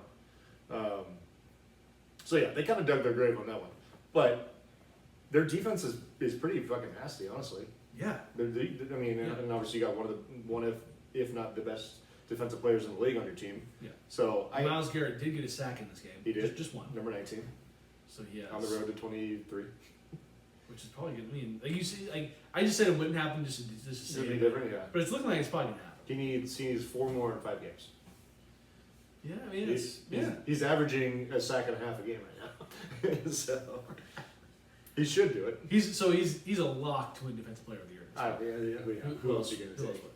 Your boy Micah, the Messiah. Right. How's he doing this year, by the way? I don't think he has like huge sack numbers. I'm surprised you don't have your Packers Yeah, jersey. yeah. Your Packers #1 jersey. in your It room right now? should have a whiteboard with his sack tally up there. If I walked next in, addition to the if I house. walked in and I saw a whiteboard that said Micah Parsons sack total for the season, I might walk out. That'd be phenomenal. I might have to call him a sub to do this rest of this podcast. Oh man, That'd be funny though. But yeah, I mean the Browns, their offense is bad, but you know a few players, you do some work in free agency, you turn that shit around pretty quick. Texans beat the Colts. Big win for the Texans. Yeah, in Indianapolis. 1 game out of first place now, and they just beat the Colts, who they're trying to track down. Yeah, beat them 20-16. Yeah, The Texans sneaky good. Defense is good. Defense is maybe the best in the league. Yeah. And CJ Stroud was not great early in the year, but he's been decent these last couple games since he came back. Yeah. And then the Panthers beat the Rams, which I know you love as an NFC West fan, 31-28. Panthers are also better than we thought. Oh my god. Man, 5-0. Should we shut this? Ovechkin again. Was it really? Yeah. We'll keep it on just in case he gets the hattie. We'll keep it on. So let me ask you this: if you were at this game and the say Ovechkin does get the hattie, are you throwing your hat? Absolutely not. Okay. I'm not throwing my hat for a Sharks player. Fuck that. Especially if we're sitting in the upper deck, that shit's just going to be a souvenir for someone down low. Okay. If you're in range. If you're nowhere near the ice or in throwing range, you're not throwing that. No. But if you're close to the ice, I'm asking for the ushers to give me a hat to throw on the ice. That's what I'm doing. do they do that? No. They should though. They should. But they should have when someone gets 2 goals, they should have a bin down at the front for. And they say if it doesn't happen, keep it. Yeah, exactly. Ovechkin, that bastard. I mean, if you scored a hattie, whatever. The Sharks aren't winning this game at this point. Nah. I hate to break it to you. 5 goals in 38 minutes. I have The Sharks need these kind of losses, though. Yeah, a little humble pie. Little humble pie, Yeah. for sure. It's a good Thanksgiving meal. Yeah. But yeah, the Panthers, they're sneaky good. They are. Happy for happy for Bryce Young. Yeah. Because he kind of seemed like the jury was out. Well, dude, and the way he played against the Niners, He did not play well against he the played Niners. horrible. And I can't say that I've sat down and watched Panthers games, so I don't really know his deal. But that was not a good showing. But No. obviously, beating Matt Stafford in the shootout, that's great. Absolutely. The guy who might win MVP. Right. A little more from Week 13. The Bengals beat the Ravens 32-14 in Joe Burrow's return. Your boy Lamar Jackson. Struggle bus. No touchdowns, 5 turnovers in his last 3 games. It's almost unfathomable that Lamar Jackson's playing this way. He has to be hurt. There's no question. No about it. touchdowns. No totals, no rushing, no passing. In the last 3 games. In the last 3 games, 5 turnovers. It's unbelievable that this is. He I'm has- sure as a fantasy manager of him, you gotta hate it. I'm starting Daniel Jones this week. Are you? And Daniel Jones is playing hurt. I'm starting him over Lamar Jackson. That's how bad it is. Did you ever think in any universe you would ever do that? It's been rough. Have you thought about the fact, the opportunity, like the possibility that Lamar Jackson goes off this week? If it happens, it happens. But I can't rely on this guy anymore. He's burned me too many times in the last 3 weeks. You should pick up CJ Stroud or something. I don't know. I looked at the quarterbacks and Stroud hasn't really put up big numbers since he came back. At least make Zoe sweat on a Sunday night. or And something. the Houston's playing the Chiefs, who have a pretty good defense In in Kansas City. So I don't love that. Yeah, I think there was a lot of guys who just had bad matchups this week. So I'm sticking with Jonesy. Okay. Danny Dimes. I like that. Number 1 seed Bears and the number 7 seed 49ers are separated by only half a game in NFC playoff picture. Is that crazy? That is. Like that's how tight it is. I mean, Yeah. obviously the Bucks lead the NFC South at 7-5, so that kind of throws it off, and then also the Eagles are 8-4. But still, yeah, it's the NFC is there's a lot of really good and interesting teams, but it's kind of a crapshoot at this point. Absolutely. I mean, like the Rams, I think even with that loss to Carolina, I think they are probably looked at as the favorite, and I think that's fair. But not like a clear-cut favorite. As an NFL fan, I don't mind it. No, it's great. This is awesome. I think it's pretty good for the league. I know, you always get Colin Coward. Sports better when there's a dynasty win, yeah. a dynasty. Well, there's the Chiefs. They're not gonna be maybe the team they were in the past few years, but they're still around. Well, there's the Chiefs, and I think the Eagles could quickly become that. They're in that mix, yeah. They make it to the championship game. They made it to the Super Bowl this year. Yeah. They're going to quickly become the NFC version of the Chiefs when, because they're always there. Like, we're tired of these guys, especially when it comes to the fans. They're the worst. Yeah. I mean, that's Philadelphia for you. Yeah. I wanted to give you a little Matt Stafford tidbit, if you don't mind. Yeah, send it. So Matt Stafford, who is 37, has a chance, could very well win the NFL MVP. Yeah. Right? I think he's... Yeah, I would guess I think it's him and Drake May are kind Yeah. of swapping back and forth, which, by the way, Drake May It's insane. being in the MVP discussion Right. this early in his career, Right? insane. Can you remember a player winning their first MVP, if Stafford does, this late into their career? I mean, it hasn't happened, has it? Yeah, so the emphasis is on Yeah. their first one. Yeah. So the first person I thought of, and I was way off, was Sean Alexander. He was only like 28. Yeah. For I some mean, that's reason- running back still. For some reason, I thought he was a lot older. I mean, he was maybe arguably like right in the middle, maybe the back half of his career, Yeah. right? I think he only played from 2000, like 2000, Probably 9. maybe, Yeah. something like that. And so I looked it up. Rich Gannon for the Raiders Oh, he was pretty old, huh? was 37 Oh, wow. in Really? his MVP season for the Raiders in 2002. That's his only MVP. Wow. I forgot about that one. I didn't think he was that old, but I knew he was older. Yeah. Yeah. Y.A. Tittle, throwing it way back, was also only 37. Was 37 in his only MVP season with the Giants back in 1963, and then Fran Tarkenton was 35 in his only MVP season with the Vikings in 1975. So I thought about it, and of course you have your Brady's, your Mannings, and your Rodgers, who have won MVPs late in their career, but they had But they've been doing it. once before. Yeah. So I was like, wow, Matt Stafford's probably going to win the MVP. We'll see. His first one this late into his career. Yeah. It's just, it's really, you don't see it very often. Well, it's also funny the company that he would be joining when Rich Gannon, you said Rich Gannon would be Y.A. Tittle and Fran Tarkenton. Yeah. None, like all those guys, great players over their career, but but Matt Stafford similarly not considered the best quarterback at any point during their career, right? No. Maybe for a one-off season, but that's about it. Well, I mean, for Matt Stafford, this looks really bad for Rich Gannon because he's not a Hall of Famer, and nor is he going to be. No, yeah. Matt Stafford, I think, will be. Yeah. Y.A. Tittle, I think, is. I think he is, yeah. And Fran Tarkenton, of course, is. Yeah, as well. yeah. But I thought about it, and I was like, man, he's pretty old for Matt getting his first MVP. Right. It's not something that we see clearly very often. Yeah. The last one was, Yeah. from what I looked up, was Rich Gannon for their first. I wanted to put the emphasis on the first MVP. Yeah.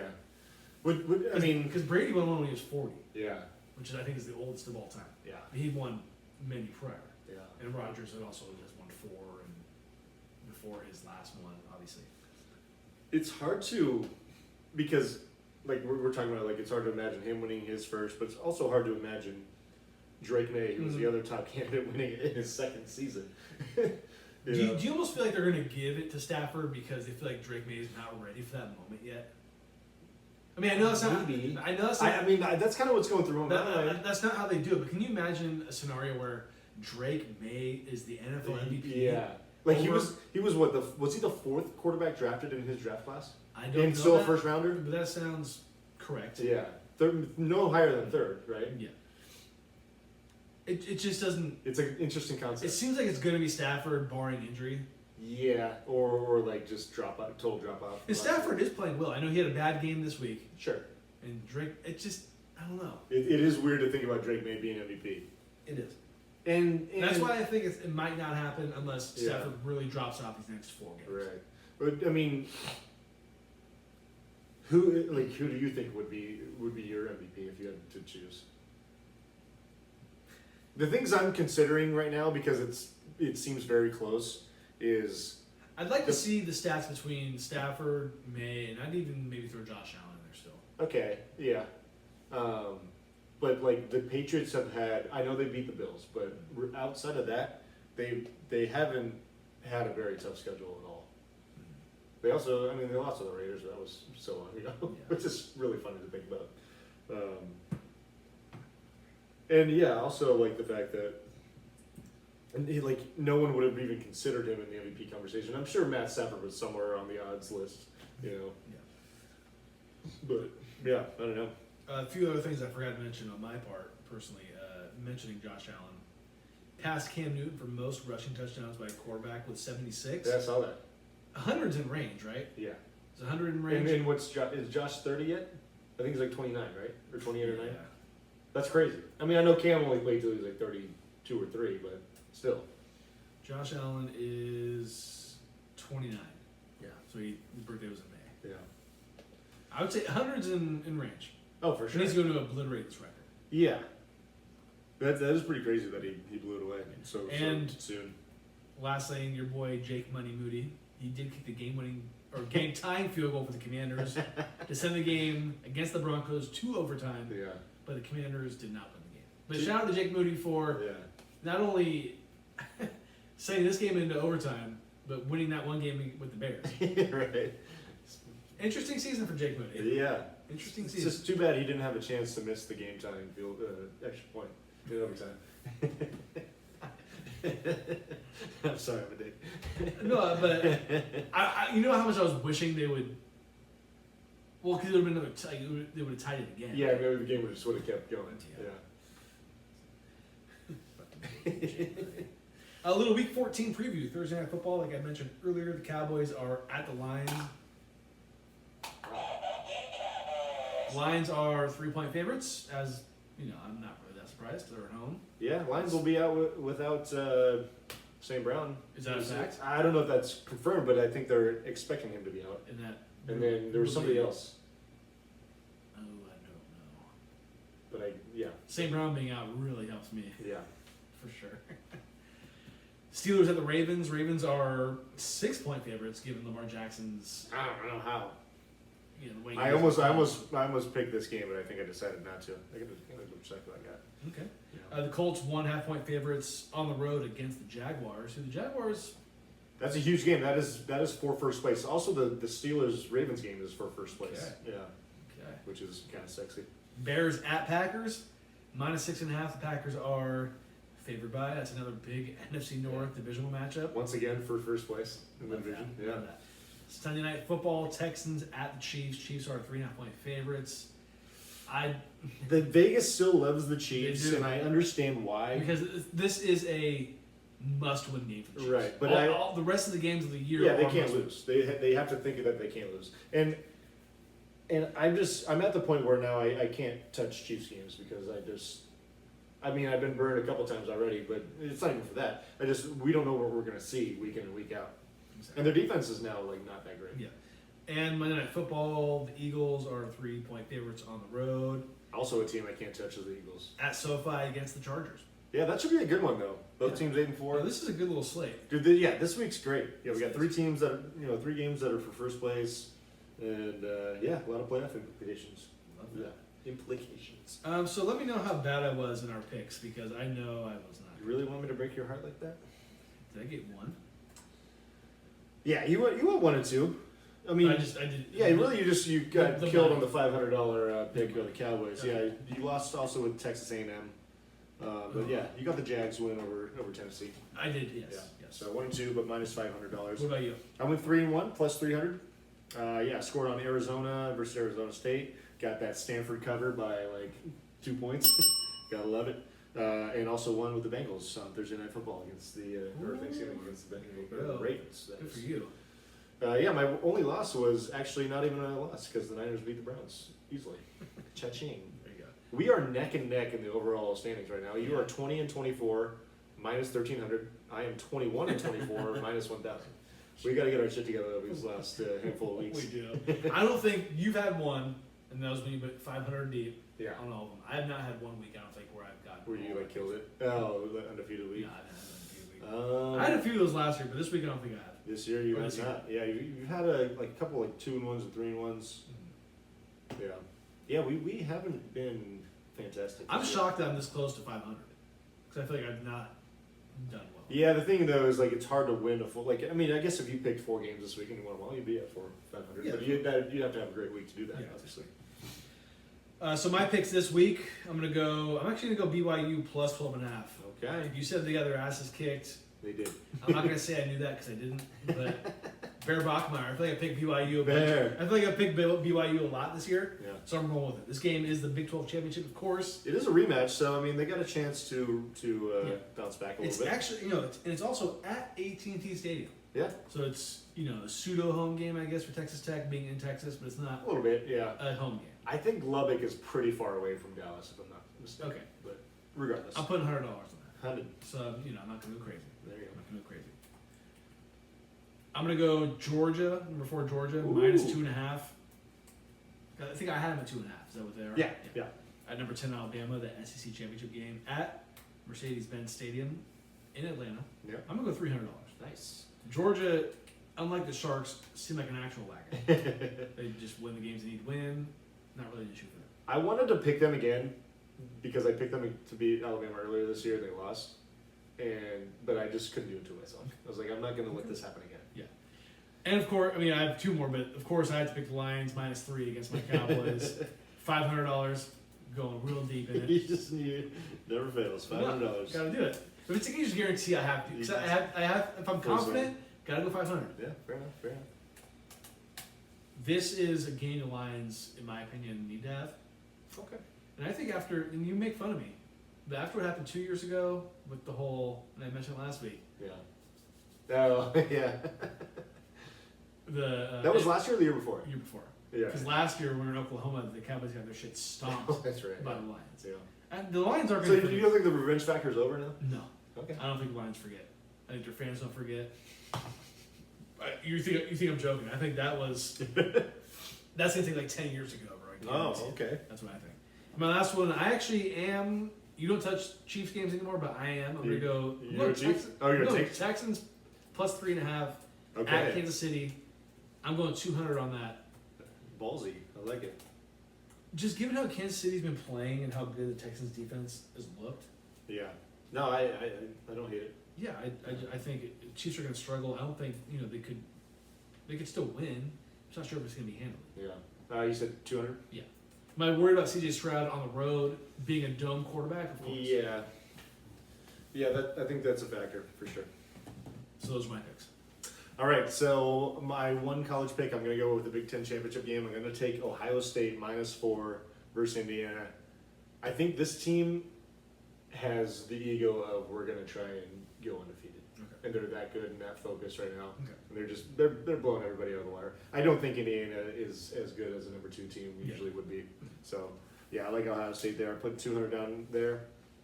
I am going to take your Cowboys +3. Wow. I do really like what I've seen out of them offensively and defensively for that matter. Have you not learned anything? And Detroit without Amon-Ra St. Brown, I think that's something. Yep. So I'm going to put 200 down on your Cowboys.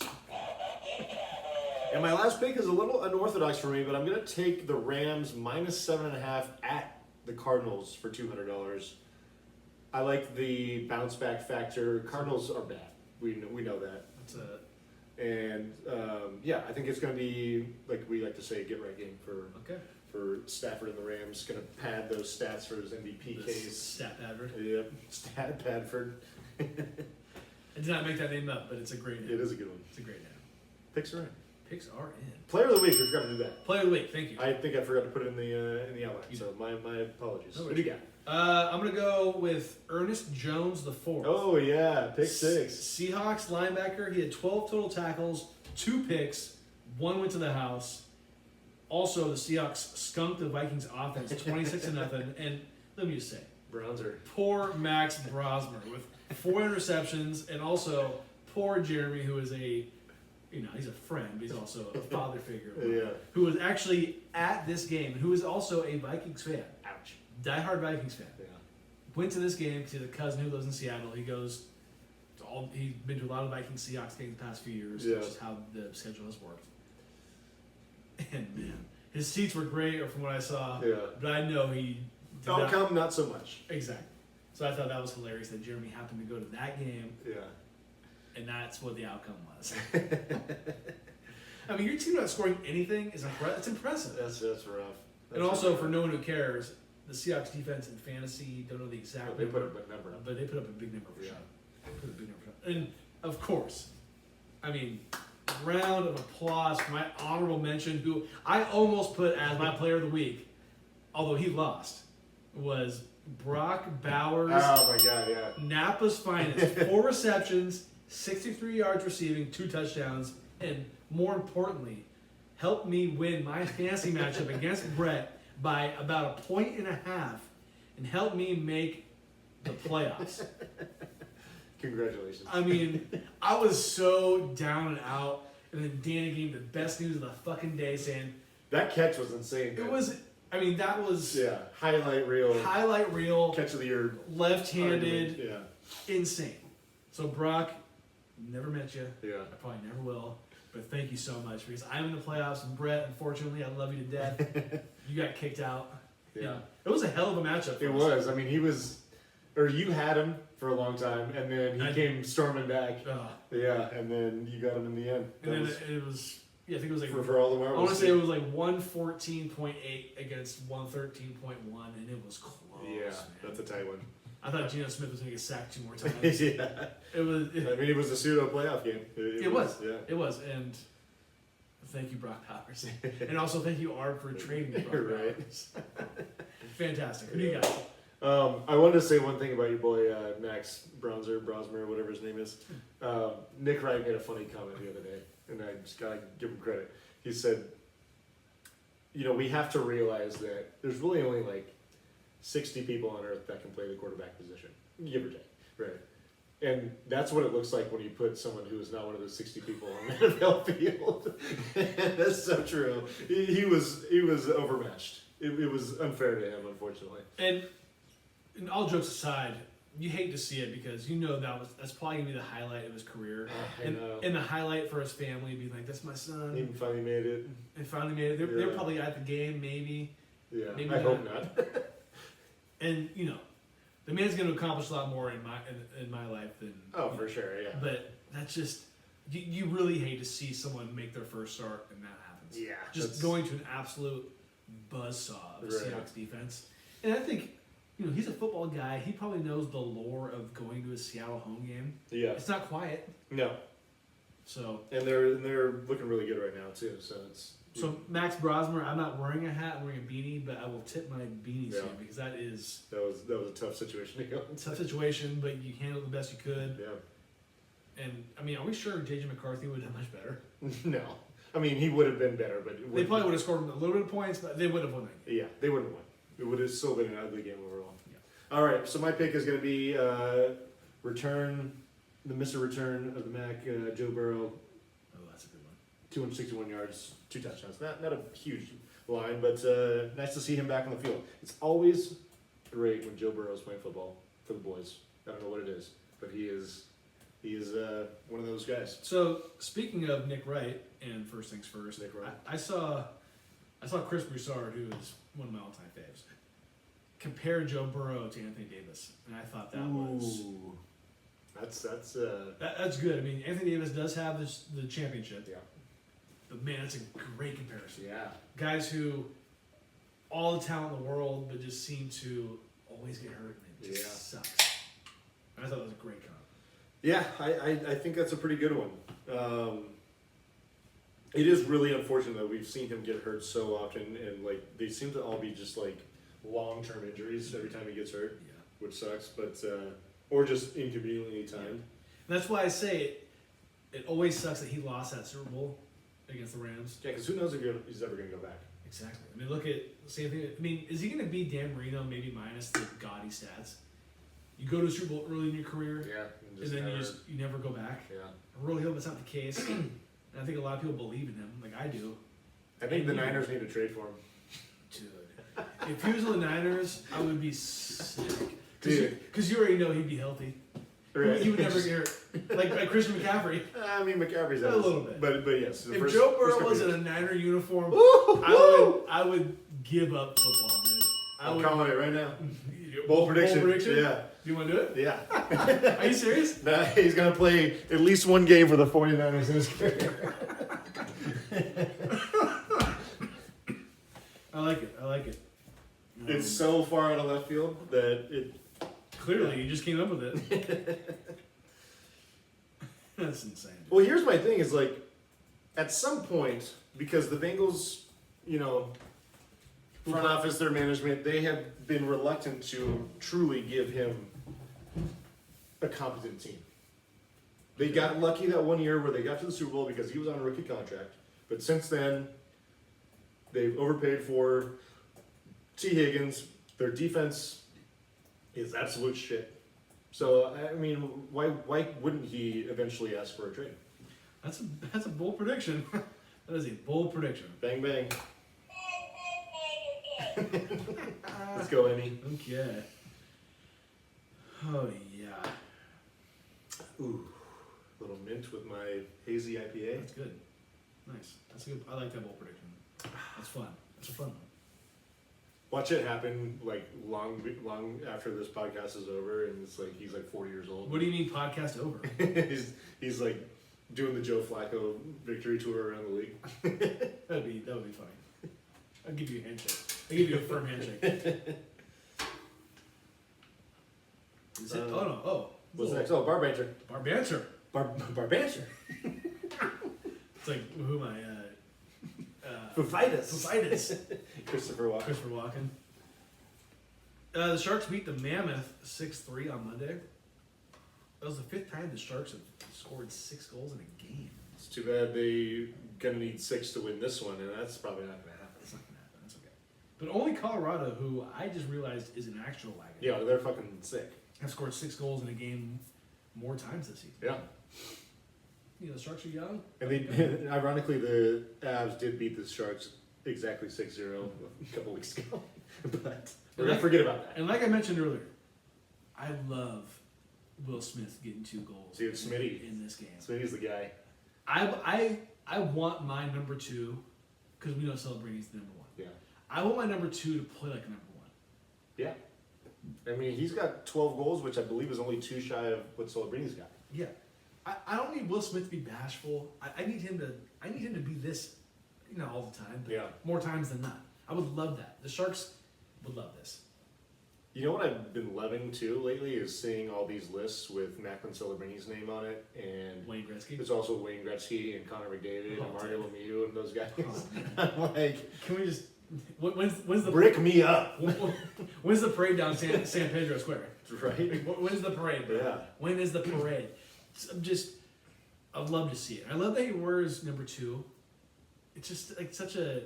I feel like it's not a number you see a lot in hockey. Will Smith. It is traditionally a defenseman's number in hockey. Okay. But he's making his own path. You know?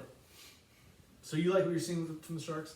There's a lot of great things that they're doing right Yeah. now. They're a very unpolished, imperfect team, but they're doing a lot of good things. They're playing, aside from this game, playing a lot better defense overall, which I think is a huge step towards becoming a legitimate hockey team. Mm-hmm. You can't just be flashy and score goals. I mean, even Edmonton, they've reached the Stanley Cup final back-to-back years, but they have their goaltending and their defense has failed them time and time again. Yep. And that's been an issue throughout Connor McDavid's career. And he's already, I think he's almost 30, or he is 30 years old now. So, but yeah, if they can be good on both ends of the ice at this early in the stage of like their development, Yeah. We got a bright future. Fantastic. Love it. Do you want to? Yeah, you go. So the San Jose Sharks, their mascot is, I think his name's actually S.J. Sharkey. Yes. But we call him We Sharky. call him Sharky. We call him Sharky. I believe he got into the Mascot Hall of Fame. Yes. And at first I thought they put a banner up in the stand. that was a joke, though. Yeah. But I think they had one like kind of go over the top of, it was like the upper level where we were sitting a couple weeks ago. I think they put one like over, Oh, I like it. like when you walk down the stairs. Yeah. Just so you can celebrate him, because he deserves it. Yeah. He's been a great mascot. But apparently, he dropped the puck, and normally it's just 2 players from each team. It's like the captain generally. And help me with the Utah player's name. Yeah, Mikhail Sergachev. Thank you. Yeah. Sharky tried to give him a handshake. Yeah, he shook. I believe it was Wenberg who took the face off for the Sharks. He shook his hand and then went for the handshake with Sergachev, and he was just like, "Nah, I'm good." Completely dogged him. Yeah. He looked at him and was like, and then he just skated away. And so, from what I heard, every time that guy from Utah touched the puck, He got booed. fans were booing. It was great. I love it. I love it. Easy way to be an enemy is being And, you know, a I bitch saw like I saw that. some jokes on Twitter like, "Oh, congrats on your first banner," or yada yada. Oh, it's SJ Shark. trick me off. Okay, yeah, you know. There are so many teams in the NHL that don't have a Stanley Cup, Yeah, okay. so shut your ass I up. think I don't even know who the account was. Yeah. I don't want to assume it's Boston, but I feel like it might have been Boston. Whatever. Yeah. Okay, you know we're gonna get there one day. Okay. Yeah. Okay. Don't make fun. Don't make fun of Yeah. our mascot. Okay. Right. He got his banner. He's okay. Yeah. You know, if they put it up, I think it'd be fun. Yeah, I mean, yeah. I think it'd be fun. They definitely did they revamped the banners this year, but that's how that gaffe happened with the With the- with the President's Trophy. I mean, come on. Somebody should know the stats. They fucked that up. Yeah. They were Western Conference champions that year, not President's Trophy champions. Yes. But I thought that was funny. That was fun. Because you had texted us about it, and I didn't see it. Yeah. And then the next day I did, and then you sent us a video today as well of that happening. It's, you know, it's... Well, I thought it was funny too because I didn't notice it until the second period, and then Randy Hahn, Sharks play-by-play guy, was like, they're booing Sergachev, and I'm not really sure why. And then Drew Remenda, who's the color guy, was like, well, he didn't shake Sharky's hand, so. Yeah. But I do love that the fans caught on that quick. Yeah. You know, they were all on top of it. Fantastic. Yeah. Wouldn't expect anything less from the top tier San Jose Sharks fans. Yeah. Steph Curry, he's out with a quad injury. Yeah. That's not ideal. Yeah, it sounds like he's gonna probably be back relatively soon, but yeah, I mean, honestly, at this point, the Warriors are not worth watching without him on the court. Although yesterday's game I was was going fun. to say. Yesterday's game was fun. They got back into it. Even took the lead briefly, I think, in the fourth quarter. Yeah. But OKC, they're a fucking. Speaking of wagons, They're an actual... 21-1. I know. They're definitely a threat to the 73-9 record. Glad you mentioned it because I am rooting hard for the 74-win Oklahoma City Thunder team. Honestly, I think it would be cool if they broke it. I'm like that's Really? not a record that I really like. Whatever, like Really? 73-9 is cool. You would feel different if they won the championship that year, though. I think I maybe would. I don't disagree with that too. But yeah, no. But even regardless, I think it's cool. Like, I mean, the saying is, without being corny, is records are meant to be broken, and I think seeing history to me has always been cool. Okay. That's why I've always rooted for like when Aaron Judge, even though it was the American League record, that was the coolest thing that we saw. Yeah. And any other record that we've seen broken, I think is always cool to see. Okay. I don't. That being said, I mean it's really hard for me to imagine any tennis basketball team winning 74 out of 82. Isn't that crazy It seems to think about? It just seems like, I mean, even the Warriors winning 73 and the Bulls winning 72, and there goes the Capitals, another goal. Capitals up 6-0. Well, now we're gonna need 7 in one period. Empty net the whole third period. I'm shutting this off. Okay. Let's do ourselves a favor. I don't think. I mean, I think they could win 70 plus, but not win 74. I mean, that's a very realistic take. 74 to me is just. 'Cause I feel like, are they going to get to a point where they've already clinched the top seed. They're going to do that soon. It seems like already at this point. I I mean, not not soon. really, but Not soon, but yes. But if they did it in the middle of March, that would be kind of wild. And could they maybe look back at what happened 10 years ago to the Warriors when they did win 73 and break the record and say, hey, do we want to get a little bit of rest and not maybe go for it and maybe regret it at the biggest moment? Yeah, there's no doubt in my mind. If it gets to, we'll say March, and they are on pace to break the record, that will have to be in the back of their mind. So, yeah, of course, like that they'll have to be thinking about that. But, I mean, the crazy part is like, okay, that Warriors team was, all those guys were like in the early part of their prime. This Thunder team has so many good young players. Yeah. Like they could just, they theoretically, if they, if their minds are straight and they're healthy, they could like just not even think about it and still get the record. I think. Yeah. That's how good they you are. really think like, so like if they really tried, how many games do you think they're going to win? I'm going to tell you that. Ask how many games are the Thunder going to win this year? Are they going to win 70? I think they are. Are they going to win 73? Like they're not going to. You're not going to say like 77. No. Because there's going to be a time where they like maybe someone gets hurt or something like that, and they they slip up a little bit. But they are. I mean, the other thing that works in their favor is like watching them yesterday. Every one of their players is good on defense. Oh yeah. It's insane to watch because every pass that the Warriors would throw in like half court sets, like that looks like it's going to get picked off. So they're I think that's what makes them super elite, because like obviously Shea is amazing at scoring.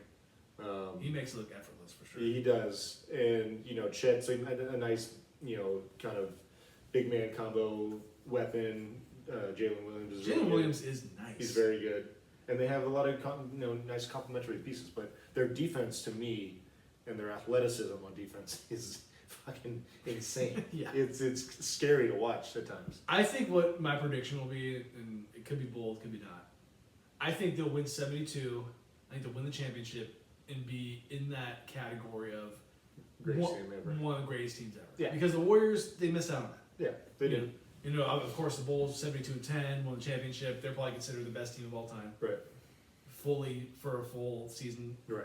Regular So start to playoffs. finish or whatever. Yeah. I think that's where I think the Thunder will win 72, and I think they'll win the championship. I like that prediction. That's what I think. Yeah. Is that bold? No. No, I don't think so. I mean, no.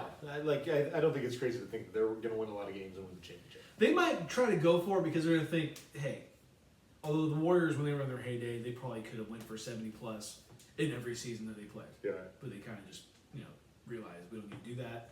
We'll play when it matters. Right. I think the Thunder, right now they're young. They can say, hey, let's just try to go for this year. And if we don't get it, then we can kind of take the next couple of years and just, kind of do what the Warriors do. Just try to be a championship dynasty type team. Yeah. Exactly. Yeah, absolutely. Because why not? I mean, if they won 74, I would be floored if they won that many games. Yeah. It's an insane amount of games. It is Or more. insane. Yeah. I can't even think about them winning more than 74. Right. I mean, that's too much. That's Well, too much. I would That's also not think even like if they got to the point where they were like 74-6, which crazy, right? They would probably just Rest. mail it in the rest of the year. Those last two games. That's true. Yeah. Because why? I mean, you have the record, which probably will never be broken. Yeah. I mean, even 73-9, we probably kind of thought like would never be broken. I mean, 74-8 versus 73-9. It's not crazy, but we never know. Let's say they win 74, and they go, there's another 10 years, and there's another team. Because that was only 10 years ago the Warriors won 73. that's true. Yeah. And I think it was only 20 years previously from that when the Bulls won 72. It's also crazy too because of the the way the league is now. Like they've implemented a very, very different salary cap than what the Warriors had to deal with. Yeah. So, to me, what they're doing, you could argue, like if they do get even close to 73, you could argue it's more impressive than what the Warriors did. Yeah. Giannis, your bold prediction's still hanging on by a thread. So does this count as a It's not a trade request yet, but it could become one. Yeah, because this one, I looked it up. Did we not kill the prediction this summer? No, We because didn't? No, we've got this many times. Okay, I couldn't. I for some reason in my mind it was Because dead. Giannis asked for a trade in the next 5 years, and that was circa 2020. Okay, all right. Yeah, so like it's got to happen in T-minus 28 days. Okay, so you're actually going by that. I don't know. I mean, how do you want to go about that? I was thinking the season. You let it go through? Yeah, I mean, because if it happens in January, or I guess before. What's the difference? How about before the trade deadline? Sure. Okay. That's fair. Is in January, February, February. something like that. I'll give you that. Okay. Because I think that's fair. Yeah. Because I think that's probably around the time you made the Right. full prediction. I don't have the actual date, unfortunately. He also had a weird injury that we think may be fake today. And I hate to say it, but I was telling you earlier, we've all seen guys and players tear Achilles, Yeah.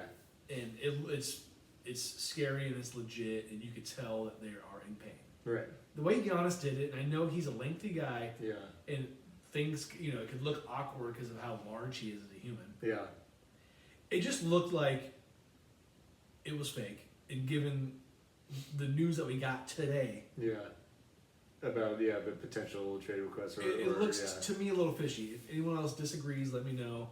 And I'm not. Hopefully he's fine. I haven't got any kind of news recently if he's fine. Yeah. So I saw an ESPN article headline that just said non-contact calf injury. Yeah. Which that could be the case. Of course. I don't think he tore his Achilles. I don't think so. But I mean, you before we started, you were kind of trying to make the argument that maybe it was on purpose for like leverage, which I think the only way like you would get hurt for leverage, like the only way it would help you is if you didn't want to leave Milwaukee, because like if you're hurt, you're basically untradeable at that point. That's fair. Especially if it's something as serious as a freaking Achilles, Yeah. because then you're going to be out for a full year plus. It looked really. It did look weird. I will give you that. The video looked funky. It looked weird. And then it made LeBron James look like an Academy Award winner. Yeah, and then he like walked off on his own power. He was kind of like doing some limp kind of thing. So I don't know. Wasn't buying it. Yeah. And hopefully he's fine. If he actually did tear his Achilles, I would feel really bad for saying that. Yeah. Just didn't like what I saw. I'm gonna guess that we're gonna come out of this without a major injury. He's probably gonna miss a couple weeks because he's gonna have to nurse his calf. Yeah. But yeah. Right before the trade deadline. Almost. Yeah. Yeah. So we'll see. Chris Paul apparently was sent home in his words by the Clippers. Isn't that a weird way to put it? And then Was I what guess released today? Yeah. Or maybe it was yesterday, I'm not sure. So I understand that the Clippers have not had a good season. They're 5-16. Yeah, they're about as bad as the Kings, Yeah. who I assume lost today. But we all knew, we talked about last week. Yeah, Kings lost. Do you want to know the score? I'm going to guess it was, okay, so it was 87-71 going into the fourth. Yeah. So I'm going to say it was 107-99. 121 to 95. Thanks, though.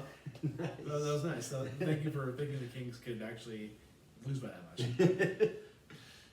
So you're telling me the Clippers, and I know it was kind of somewhat different ownership, although I think Ballmer did own the team while Chris Paul was there the first time. Yeah, because he took over like right before they made some changes, yes. You know this is Chris Paul's last year. You know the whole thing with the Clippers and the coming home type thing. Yeah.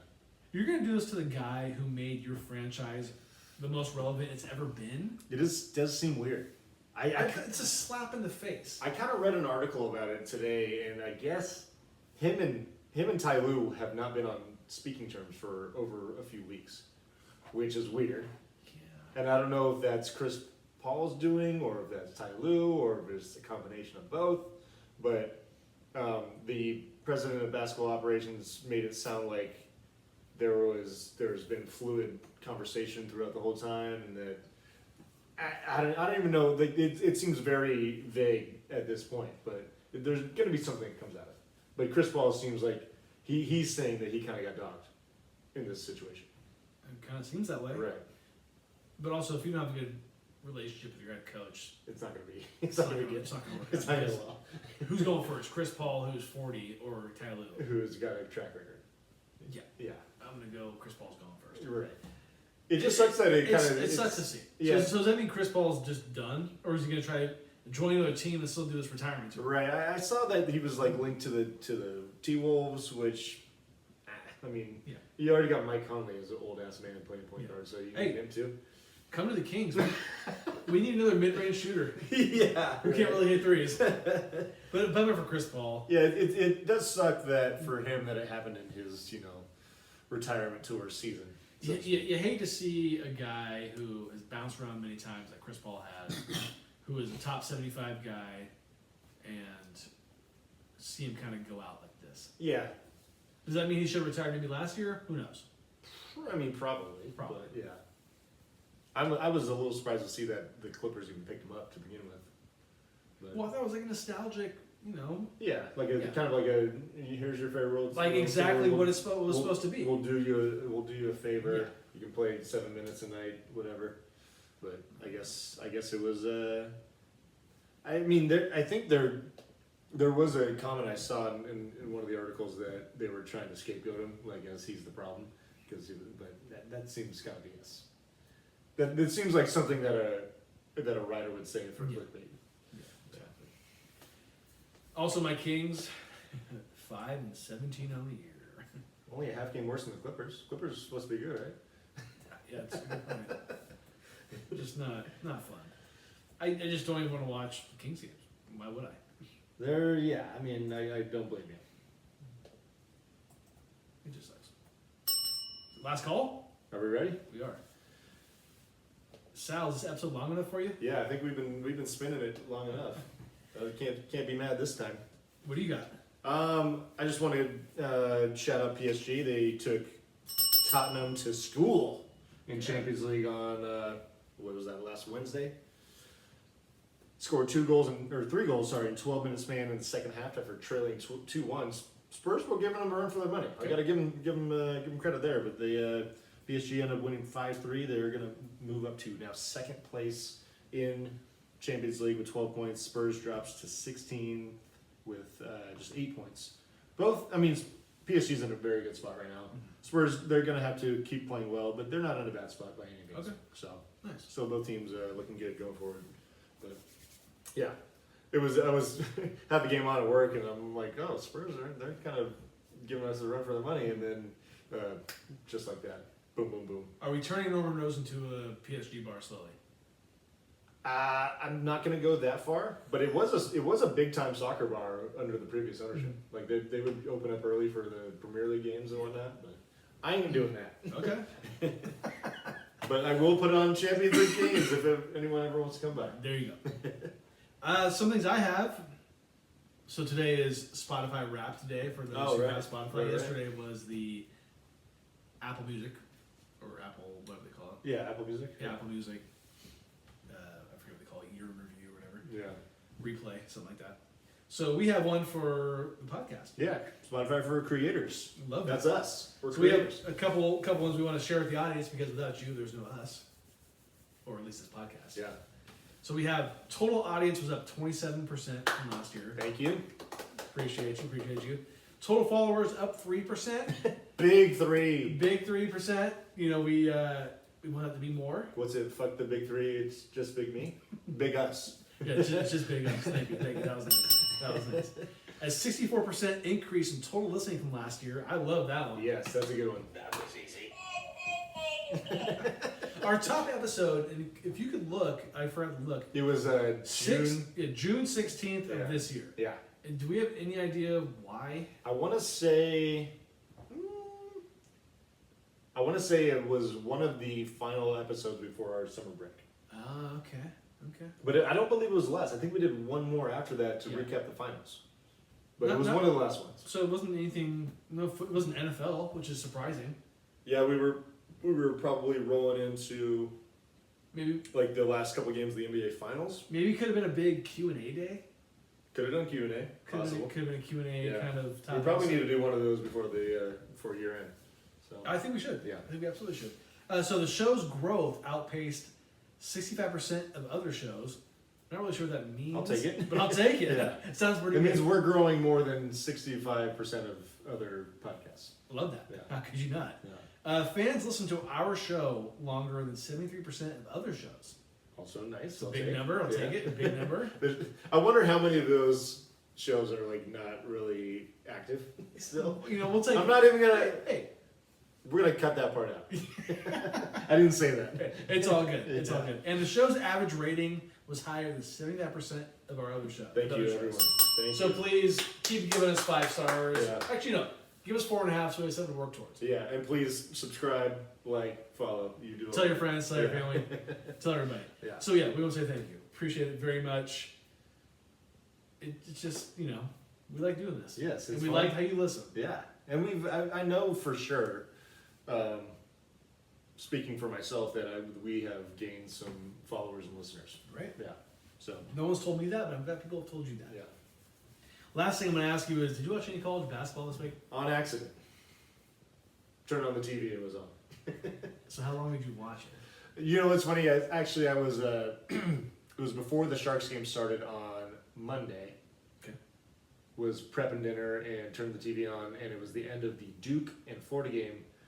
And I was actually in the kitchen, but it was on, and I could hear what was going on, and it was loud as fuck inside of Cameron Indoor Stadium, which is where Duke plays. Okay. Because it was like the final minute, and they were trading baskets, and it was just wild. But I didn't really actually see anything, so I'm not going to count it. I did not. Okay. It was just there. Okay, if you okay, yes, you did not watch any No. college basketball. I did not sit down and watch a game. I did not watch any either. Yeah.